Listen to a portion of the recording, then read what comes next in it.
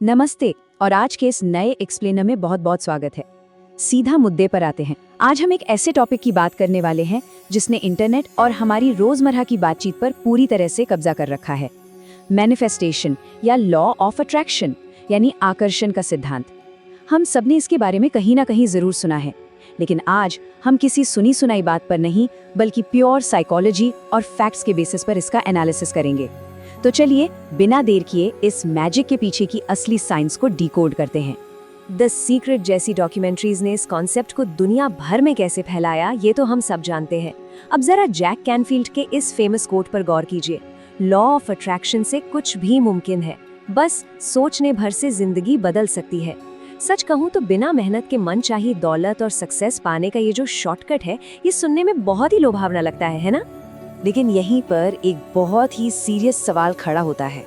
क्या ये सिर्फ एक पॉजिटिव सोच और हानि रहित मोटिवेशन है, या फिर ये कोई बहुत ही खतरनाक साइकोलॉजिकल ट्रैप है? क्योंकि जब मैजिकल थिंकिंग या जादुई सोच दिमाग पर हावी हो जाती है ना, तो सच और भ्रम के बीच की लाइन बिल्कुल धुंधली हो जाती है। और आज हमारा मकसद इसी लाइन को क्लियर करना है। फटाफट देख लेते हैं कि आज के इस एक्सप्लेनर का रोड मैप क्या रहेगा। 1. मैनिफेस्टेशन का जादुई जाल। 2.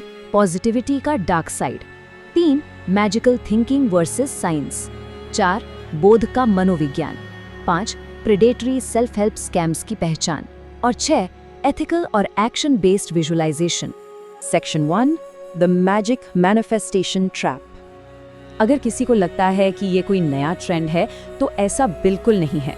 ये कहानी 19वीं सदी में फिनीज क्विम्बी के मेंटल हीलिंग वाले आइडियाज से शुरू हुई थी।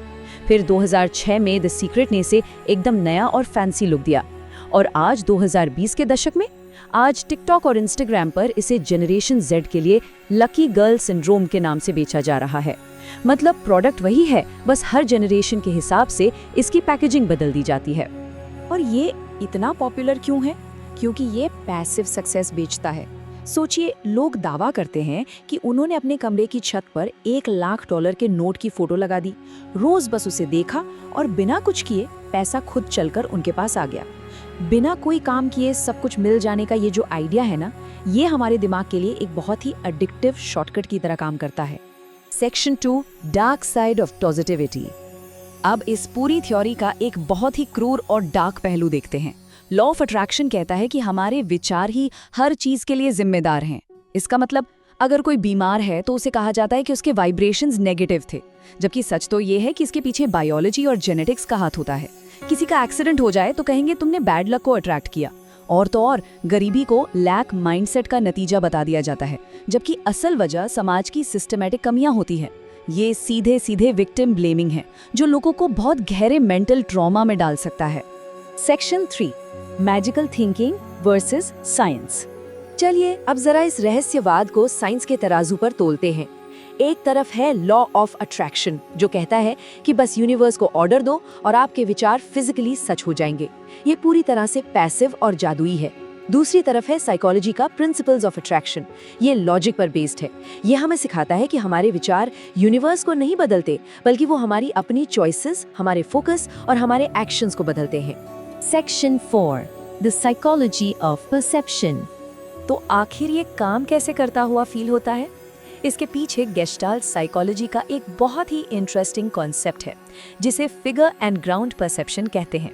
देखिए, हमारे आसपास हर वक्त हजारों चीजें हो रही होती हैं। हमारा दिमाग ओवरलोड से क्रैश ना हो जाए, इसलिए वो सिर्फ काम की इन्फॉर्मेशन को हाईलाइट करता है, जिसे फिगर कहते हैं, और बाकी सारी फालतू चीजों को बैकग्राउंड यानी ग्राउंड में डाल देता है। इसे एक सिंपल से एग्जाम्पल से समझते हैं। मान लीजिए किसी ने मन बनाया कि उसे लाल रंग की कार खरीदनी है। अचानक क्या होता है? उसे सड़क पर हर तरफ सिर्फ लाल गाड़ियां ही नजर आने लगती हैं। क्या रातों रात यूनिवर्स ने हजारों लाल गाड़ियां सड़क पे उतार दी? बिल्कुल नहीं। वो गाड़ियां हमेशा से वहीं थीं, बस हमारे दिमाग के फिल्टर ने यानी सिलेक्टिव अटेंशन ने उन्हें नोटिस करना शुरू कर दिया है। इसे कहते हैं असली साइंस। जब हम गोल सेट करते हैं तो हमारा दिमाग उन मौकों को पकड़ने लगता है जो पहले से मौजूद थे। Section 5, spotting predatory self help. अब सबसे बड़ा सवाल ये है कि हम इन फेक गुरुओं और सेल्फ हेल्प स्कैम से कैसे बचें। कुछ बहुत ही क्लियर रेड फ्लैग्स हैं जिन्हें हमेशा याद रखना चाहिए। पहला, अगर कोई रातों रात अमीर बनने या किसी चमत्कार की गारंटी दे रहा है। दूसरा, अगर वो फेल होने पर सीधे पीड़ित को ही दोष दे कि सोच में ही खोट था। तीसरा, अगर वो लॉजिकल सवाल पूछने वाले दोस्तों या परिवार से ये कहकर दूर कर दे कि वो सपने चुराने वाले लोग हैं। ये पूरी तरह से एक कल्ट वाला बिहेवियर है। और चौथा, हर वक्त बिना रुके सिर्फ और सिर्फ पॉजिटिव सोचने की इम्पॉसिबल डिमांड करना। और ये कोई हवाई बात नहीं है। डेटा बताता है कि जो मल्टी लेवल मार्केटिंग स्कीम्स या स्कैम्स इस तरह के मैजिकल माइंडसेट का इस्तेमाल करते हैं, उनमें शामिल होने वाले लगभग 99% लोग अपना पैसा डुबा देते हैं। 99%। ये स्टैटिस्टिक्स हमें याद दिलाते हैं कि जादुई सोच सिर्फ एक साइकोलॉजिकल ट्रैप नहीं है, ये एक बहुत बड़ा फाइनेंशियल रिस्क भी है। Section 6, ethical action based visualisation. तो फिर सही तरीका क्या है? सच्चाई इस डेटा में छिपी है। सक्सेस में 95% हिस्सा सिर्फ और सिर्फ एक्शन और हार्डवर्क का होता है।